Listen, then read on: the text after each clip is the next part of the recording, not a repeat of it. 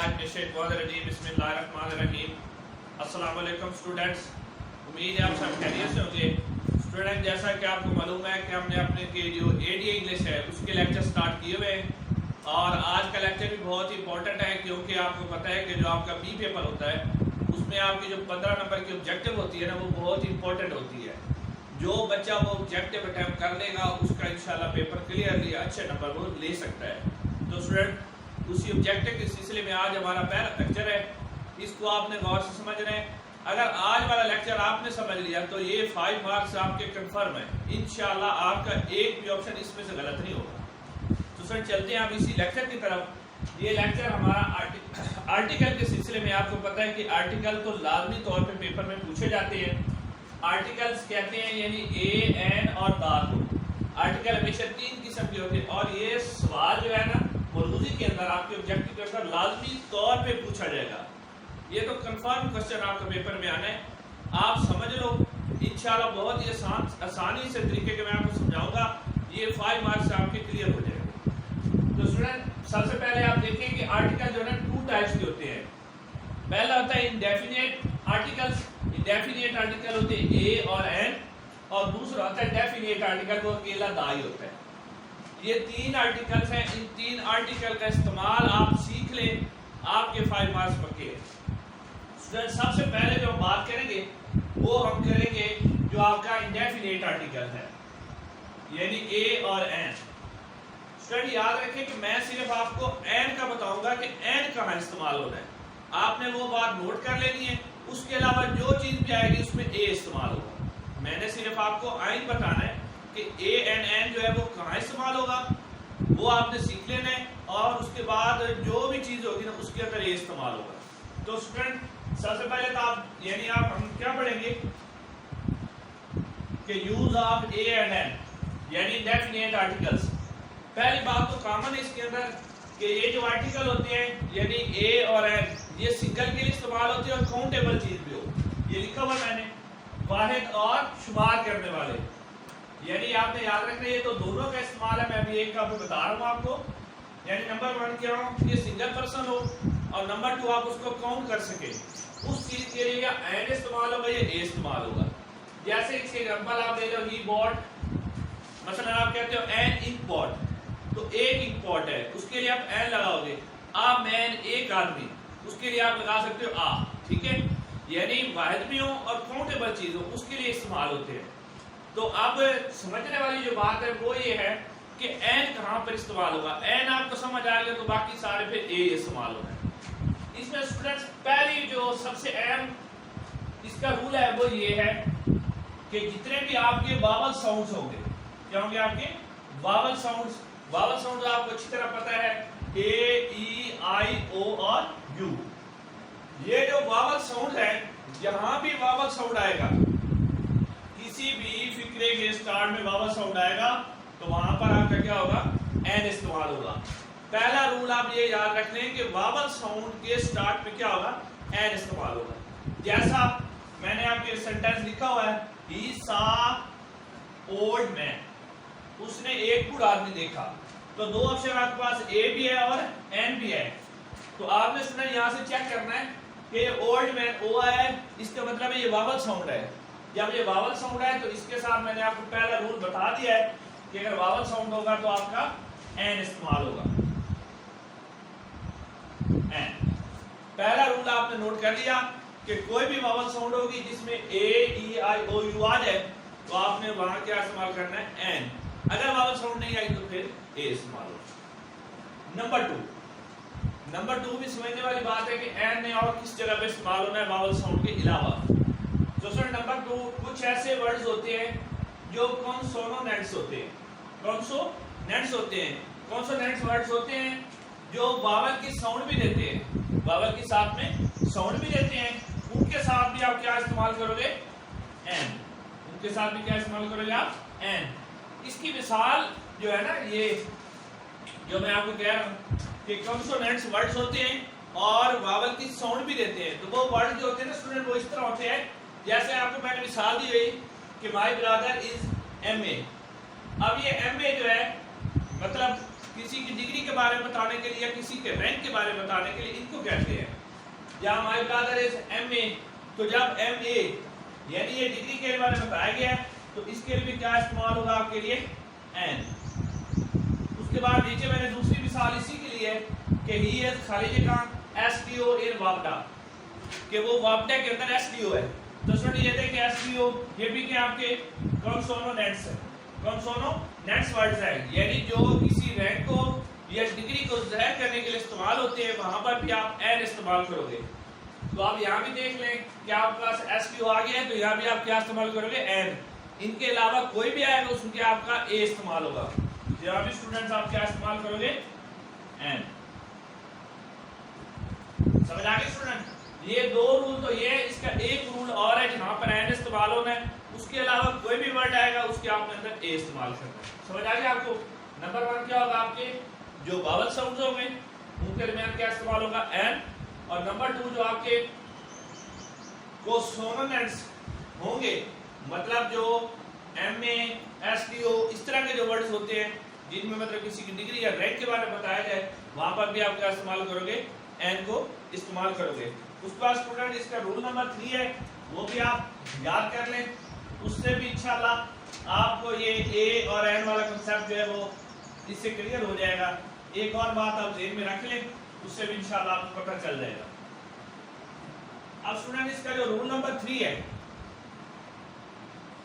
ठीक है, ऐसे वर्ड्स या ऐसे अल्फाज, ऐसे वर्ड्स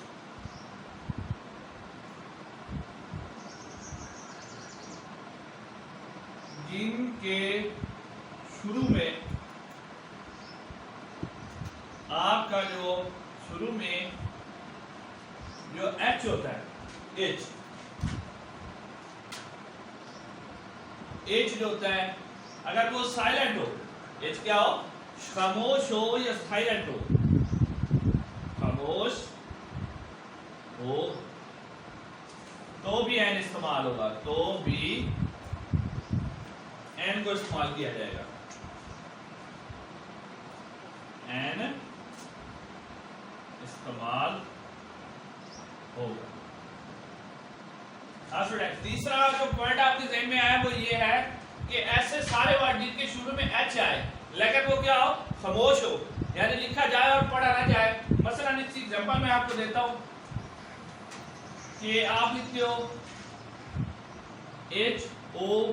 HOUR, आवर, घंटे वाला, ये एच शुरू में आ रहा है लेकिन हम इसको पढ़ते क्या है, आवर, ठीक है। उसके बाद दूसरी आपको मैं मिसाल देता हूं ऑनेस्ट, ठीक है जी स्टूडेंट्स।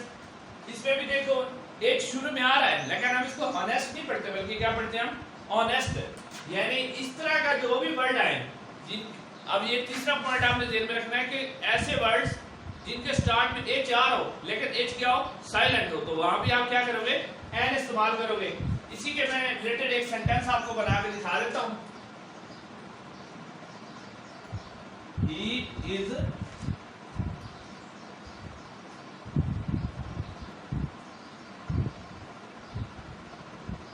honest man, ठीक है जी, he is a honest man। या दूसरा फिक्र आप देख लें, she went there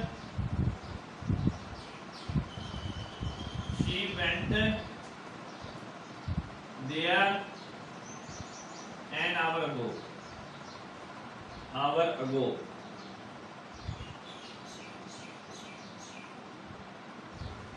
ji student, ये दो सेंटेंस आपके ज़हन में आ गए हैं, दोनों मैंने एग्जांपल लिख दी है। इसके आपके पास ए और एन का ऑप्शन होगा, इसके अंदर भी ए और एन का ऑप्शन होगा, ठीक है स्टूडेंट्स। अब यहां से आपको पता चल रहा है कि आपके पास एच आ गया है लेकिन ये एच खामोश है, तो इसका मतलब इसकी जगह आप क्या इस्तेमाल करोगे, एन। इधर भी आवर आ गया, एच खामोश है, तो इसकी जगह क्या होगा, एन। जी स्टूडेंट्स, अब ये 3 रूल आप ज़हन में रख लें। इंशाल्लाह इन 3 रूल में से अगर कोई भी वर्ड आएगा वहां पर आप एन इस्तेमाल करोगे, और इन तीनों के अलावा कोई भी वर्ड आएगा जो ये वाले रूल शामिल ना हो वहां पर आप ए इस्तेमाल करोगे। मैं इसको रिवाइज करवा देता हूँ। नंबर 1 वावल अल्फाज, उनके साथ आप क्या करोगे, एन इस्तेमाल करोगे। नंबर 2 किसी डिग्री के लिए, किसी के रैंक के लिए जो हम एब्रिविएशन बोलते हैं, मसलन MA, BSc, SDO, DHO, वहां भी आप क्या इस्तेमाल करोगे, एन। और नंबर 3 ऐसे सारे वर्ड्स जिनके स्टार्ट में एच आता हो लेकिन एच साइलेंट हो, वहां भी आप क्या इस्तेमाल करोगे, एन। इन तीनों के अलावा कोई भी वर्ड आएगा जो सिंगल हो, उसके साथ आप ए इस्तेमाल करोगे। उम्मीद है स्टूडेंट ए और एन का इस्तेमाल आपको समझ आ गया होगा। तो अब हम चलते हैं आपके तीसरे पार्टिकल जो आपका डेफिनेट पार्टिकल है दा वाला, उसकी तरफ।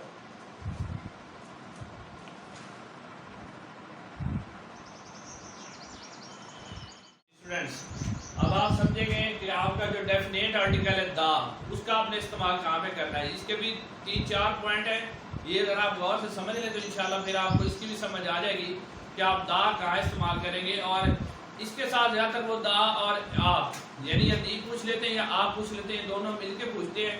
तो आपने दा को नोट कर लेना है, दा कहाँ इस्तेमाल होना है। इनमें से अगर कोई रूल आ जाए तो फिर दा होगा, नहीं तो फिर आ का इस्तेमाल ही होगा।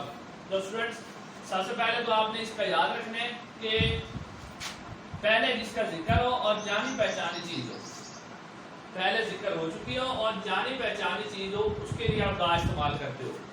यानी जिक्र जिसका पहले हो चुका हो और जानी पहचानी चीज हो, उसके लिए आप दा का इस्तेमाल करते हैं। जैसा कि अब देखिए मैंने फिक्रा लिखा हुआ है कि boy is in blue shirts. अब ये जो वर्ड ब्लू शर्ट है ना, ये आपकी जानी पहचानी चीज है, यानी आपने उसको मेंशन कर दिया कि लड़के तो काफी बैठे हैं, लेकिन उसमें जो ब्लू शर्ट वाला लड़का है ना, वो मेरा भाई है। तो ये इसका मतलब है जानी पहचानी चीज। तो आप जानी पहचानी हो गई, तो आप इसके साथ दा का इस्तेमाल करोगे, दा बॉय।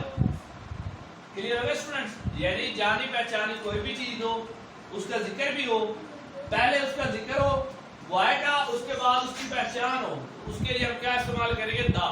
ठीक है, जैसे मिसाल है बॉय इज, ये बॉय का पहले जिक्र हो गया, साथ में उसकी पहचान है कि blue shirts is my brothers, तो इसकी जगह आप दा का इस्तेमाल करोगे। नंबर 2 इसका जो रूल है वो ये है कि कोई जिंदा हो और वह चीज हो, जिंदा भी हो और वह चीज हो जो अपनी जमात की नुमाइंदगी करे। यानी क्या हो कि कोई जिंदा भी हो और बाहर चीज भी हो और अपने ग्रुप्स को नुमाइंदा कर, उसको रिप्रेजेंट कर रहा हो, तो उसके लिए आप दा का इस्तेमाल करोगे। लेकिन इसके अंदर याद रखना है कि हर चीज के अंदर कुछ न कुछ ऐसी चीजें होती है, लिमिट्स होती है, बाउंड होती है, जिनके साथ इस्तेमाल नहीं होगा। उसमें 2 चीजें आपने नोट कर लेनी है कि ना मैन हो और ना ही वुमेन हो। इन 2 चीजों के साथ दा इस्तेमाल नहीं होगा। बाकी इसके अलावा कोई भी जिंदा और वह चीज होगी, उसके साथ क्या इस्तेमाल होगा, दा। ठीक है, तो अब ये देखें, जैसे मैंने पहले एग्जांपल लिखी है, हॉर्स रन फास्ट। ठीक है, हॉर्स वह चीज है और अपने हॉर्स की जो कैटेगरी है उसको जाहिर कर रहा है, तो इसकी जगह आप साथ में क्या इस्तेमाल करोगे, दा। ठीक है, इस तरह डॉग, द डॉग आ सकता है। ठीक है, बॉय, द बॉय आ सकता है, गर्ल्स, द गर्ल आ सकता है। ठीक है, कोई भी हो जो वह चीज भी हो और अपने ग्रुप की नुमाइंदगी भी कर रही हो, लेकिन इसका याद रखना है कि मैन और वुमेन ना हो, उसकी जगह आप क्या इस्तेमाल करोगे, दा का इस्तेमाल करोगे। इसके बाद जैसे कि नीचे मैंने दूसरी एग्जांपल लिखी, मैन इज मॉरल, के जो इंसान है ये मैन है, तो यहाँ पर मैंने आपको बताया कि मैन और वुमेन के साथ क्या इस्तेमाल नहीं होगा, तो यहाँ पर आप दा इस्तेमाल नहीं करोगे। लेकिन ये फिक्रा आता नहीं है, आपके लिए सिर्फ आना वही है जिसमें दा और आ का इस्तेमाल होगा। तो आपने याद रखना है कि कोई भी वह चीज हो और वो अपने जो उसका ग्रुप है उसकी नुमाइंदगी भी कर रहा हो, वहां पर आप दा का इस्तेमाल करोगे। और इसमें मैंने आपको एग्जांपल दिया था, हॉर्स रन फास्ट, और इसमें जो याद रखना है कि 2 चीजें मैन और वुमेन, उसके साथ दा का इस्तेमाल नहीं होगा। तो स्टूडेंट उसके बाद इसका जो रूल नंबर 3 है वो है कि कोई भी एडजेक्टिव है, क्या है, कोई भी एडजेक्टिव है, जितनी भी एडजेक्टिव होती हैं उनके साथ दा का इस्तेमाल होगा। अब एडजेक्टिव क्या होती है, एडजेक्टिव आपको पता है कि मेरिट्स या डीमेरिट्स, यानी खूबियां या खामियां किसी भी शख्स के अंदर हो, किसी चीज के अंदर हो, खूबी या खामी हो, उसको कहते हैं एडजेक्टिव। उसके जहां भी एडजेक्टिव आएगा वहां पर आप दा का इस्तेमाल जरूर करोगे। तो एडजेक्टिव मैंने आपको कुछ लिखे हैं, जैसे रिच, ये एडजेक्टिव है, तो इसके साथ आप दा का इस्तेमाल करोगे। ठीक है, आप कोई फिक्रा बना सकते हो, रिच शुड हेल्प पुअर, तो आप rich, the rich should help the poor, क्योंकि पुअर भी एडजेक्टिव है और रिच भी क्या है, एडजेक्टिव है। तो आप रिच के साथ भी दा का इस्तेमाल करोगे और पुअर के साथ भी दा का इस्तेमाल करोगे, दोनों क्या है आपके पास, एडजेक्टिव है। नंबर 2 है जी पुअर, मैंने आपको पहले बता दिया एबल, एबल भी क्या होती है, एक एडजेक्टिव है। ठीक है, तो आप कहोगे कि वो बड़ा काबिल आदमी है, he is the able man. ठीक है, he is the able man, वो बहुत ही काबिल आदमी है। एबल क्योंकि एडजेक्टिव है, साथ आप द का इस्तेमाल करोगे। उसके बाद माइजर, प्रोड्यूस, ठीक है, ये भी मैंने आपको बताया कि एडजेक्टिव जो होती है खूबी खामी दोनों ही हो सकती है, इनके साथ भी आप दा, यानी अगर खूबी खामी नहीं आएगी तो फिर आप दा नहीं बल्कि आ इस्तेमाल करोगे। तो यहाँ दा का इस्तेमाल होना है कि असलम इज द माइजर मैन, तो आप असलम इज द माइजर मैन, माइजर के साथ आप क्या लगाओगे, दा। ठीक है, उसके बाद एक और मैंने आपको एडजेक्टिव ऑनेस्ट, ठीक है, ऑनेस्ट भी एक खूबी है, ये वैसे खूबी है, तो कोई भी एडजेक्टिव हो उसके साथ आप दा का इस्तेमाल करोगे, the honest man, the he is the honest man, तो आप उसके साथ भी दा का इस्तेमाल करोगे। इसके बाद स्टूडेंट्स इसका जो अगला रूल है वो आपको मैं इंशाल्लाह बताता हूँ कि वो आप कहाँ पर दा इस्तेमाल करोगे। उसके बाद आगे वाला जो इसका रूल है वो आप देख लें, यूज ऑफ दा में।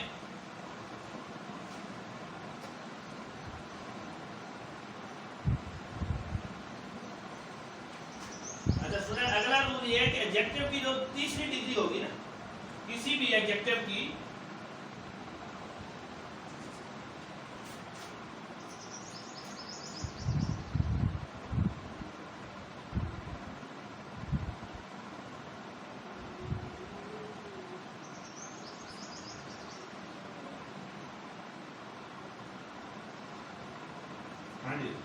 स्टूडेंट एडजेक्टिव की जो तीसरी डिग्री होगी उसके साथ भी आप दा का इस्तेमाल करोगे, तीसरी डिग्री उसकी,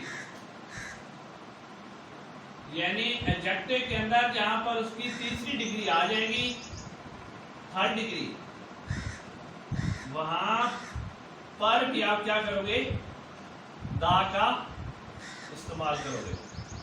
एडजेक्टिव की तीसरी डिग्री के लिए आप क्या इस्तेमाल करोगे, दा का इस्तेमाल करोगे। तो स्टूडेंट इसके लिए आपने याद रखना है कि एडजेक्टिव की तीसरी डिग्री, जैसे मसलन ये पहला होता है गुड, क्या होती है, अब ये मैं आपको डिग्री बता रहा हूं, गुड, बेटर और बेस्ट। ठीक है, ये स्टूडेंट याद रखें, गुड, बेटर और बेस्ट, ये 3 डिग्रियां हैं एडजेक्टिव की। तो इसमें से जो अगर किसी फिक्रे के अंदर उसकी थर्ड डिग्री आ जाए बेस्ट वाली, तो फिर आप क्या इस्तेमाल करोगे, बेस्ट। मसलन Aslam is the best student in class 2, Aslam is the best student in class 2। अब आप जब बेस्ट लगा लोगे तो साथ में क्या इस्तेमाल करोगे, द। ये भी आपने याद रखना है कि एडजेक्टिव की थर्ड डिग्री या स्मॉल, स्मॉलर, स्मॉलेस्ट, वहां भी आप क्या करोगे, द का इस्तेमाल करोगे। यानी किसी भी जो एडजेक्टिव होगा उसकी जो थर्ड डिग्री होगी, थर्ड डिग्री, फर्स्ट ट्रू नहीं, थर्ड डिग्री जो होगी उसके साथ आप दा का इस्तेमाल लाजमी करोगे। ये वाला रूल भी आपने ध्यान में रखना है कि एडजेक्टिव की थर्ड डिग्री के साथ भी आपका दा का इस्तेमाल होगा। तो फिर चलते हैं अगले रूल की तरफ। तो अगला रूल ये है कि अगला रूल ये है कि जितने भी, मतलब आप क्या कह लो कि न्यूज़पेपर के नाम होंगे, यानी अखबारों के नाम, अखबारों के नाम, ठीक है, उसके बाद कोई कौमे के नाम हो सकते हैं, किसी कौम का नाम हो सकता है, नेशन नेम्स हो सकते हैं, कौमों के नाम, ठीक है। उसके बाद आप कह सकते हो कि कोई जो बरे-आज़म है उनके नाम, बरे-आज़मों के नाम, बरे-आज़मों के नाम। उसके बाद बरे-आज़मों के नाम के अलावा आप इसकी जगहों के नाम, मशहूर जो चीजें हैं, पहाड़ी सिलसिले, उनके नाम, पहाड़ी सिलसिलों के नाम, पहाड़ी सिलसिलों के नाम और मशहूर जगह के जितने भी नाम हैं उनके साथ आप क्या इस्तेमाल करोगे? दा। जैसा कि दा मुस्लिम्स, ये कौम का नाम है, किसी फिरके का नाम हो, ठीक है, उसके साथ भी आप क्या इस्तेमाल करोगे? दा। द मुस्लिम्स, द हिंदू, ठीक है। उसके बाद अखबार का नाम आपने सिल्वर डॉन, द न्यूज, कोई भी अखबार का नाम हो, ठीक है, ठीक है। उसके बाद कोई भी बरियाजमों के नाम हो, पहाड़ियों के नाम हो, ठीक है, उनके साथ आप क्या इस्तेमाल करोगे? दा का इस्तेमाल करोगे। ये भी आपने ज़हन में रख लेना है कि किसी पहाड़ी सिलसिले का नाम हो, किसी बरियाजमों के नाम हो, किसी कौमों के नाम हो, तो उनके साथ भी आप क्या करोगे? दा का इस्तेमाल करोगे। तो उसके बाद स्टूडेंट जो अगला आपका रूल है वो ये है कि मसलन ऐसे नाम जो लासानी हो, मतलब क्या लासानी हो, जिनकी कोई मतलब ऐसी चीज हो कि उसके बाद मतलब मैं बताता हूँ आपको लासानी के अगला रूल आपके कि ऐसे नाम जो लासानी हो, ऐसे नाम जो लासानी हो, मतलब कि जिनका कोई भी नेम बदल ना हो, जैसा कि मून है, ठीक है, ये लासानी नाम है, इसके साथ भी आप क्या इस्तेमाल करोगे? दा। ठीक है स्टूडेंट्स, मून के साथ इस तरह साना आ जाता है, ठीक है, इसके साथ भी आप क्या इस्तेमाल करोगे? दा। और इसी तरह फिर दा साना आ गया, दा मून आ गया, दा अर्थ आ गया, उनके साथ आप क्या इस्तेमाल करेंगे? दा का इस्तेमाल किया जाएगा। इसके अलावा कि अगर जो अगला जो रूल है वो आपका होगा लक़ब के हिसाब से। अगला जो दा इस्तेमाल करना है वो आपने किसके साथ इस्तेमाल करना है? टाइटल के हिसाब से, जिसके वो आप लक़ब के इस्तेमाल करोगे। ये याद रखना है कि अगर वो लक़ब वाहिद हो तो उसके साथ दा का इस्तेमाल होगा, अगर वाहिद नहीं होगा वो टाइटल, मतलब जब किसी का नाम होता है उसके साथ एक टाइटल मिलता है, अगर वो सिंगल होगा तो उसके साथ आप दा का इस्तेमाल करोगे, अगर सिंगल नहीं है तो उसका दा का इस्तेमाल नहीं किया जाएगा। मसलन लक़ब के साथ, अभी मैं लिख रहा हूं लक़ब के साथ, लक़ब के साथ भी दा का इस्तेमाल किया जाएगा, के साथ भी दा इस्तेमाल किया जाएगा, इस्तेमाल किया जाएगा। ये सुना है लक़ब, ये याद रखना है कि लक़ब जो है ना वाहिद एक वर्ड पर मुश्तमिल होना चाहिए, सिंगल वर्ड हो उसका। मसलन अब ये कायद है, QUAID, कायद, अब ये लक़ब है, ठीक है, कायद, तो इसके साथ आप दा का इस्तेमाल करोगे। क्या इस्तेमाल करोगे? दा का इस्तेमाल करोगे अगर जो आपका टाइटल है वो क्या हो? सिंगल हो, ठीक है। अब इसी को आप कायद मोहम्मद अली जनाब आगे लिख देते हो, मोहम्मद अली जनाब, कायद आजम मोहम्मद आजम भी लिख देते हो आप साथ, AZAM आजम, और आगे लिखते हो मोहम्मद अली जनाब, तो फिर जो है दा का इस्तेमाल नहीं हो, ठीक है। यानी अगर जो आपका टाइटल है वो सिंगल आ जाए तो उसमें आपने दा का इस्तेमाल करना है, अगर सिंगल ना आए तो आपने दा का इस्तेमाल नहीं करना। तो सर ये था आज का आपका लेक्चर, जिसके अंदर से मैंने आपको बताया कि आपने आर्टिकल जो है इनको कहाँ का इस्तेमाल करना है। इंशाल्लाह इसका टेस्ट भी मैं लॉन्च करूँगा वीडियो के जरिए, तो आपने वो टेस्ट तैयार करके मुझे व्हाट्सएप पे या जैसे भी आप भेज सकते हो भेजना, ताकि मुझे पता चल जाए कि आपको आर्टिकल का इस्तेमाल आया है या नहीं आया। तो अगर कोई कमी रहेगी तो आप बताना, इंशाल्लाह मैं उसको भी क्लियर करूँगा। आज के लिए इतना ही, अस्सलाम वालेकुम।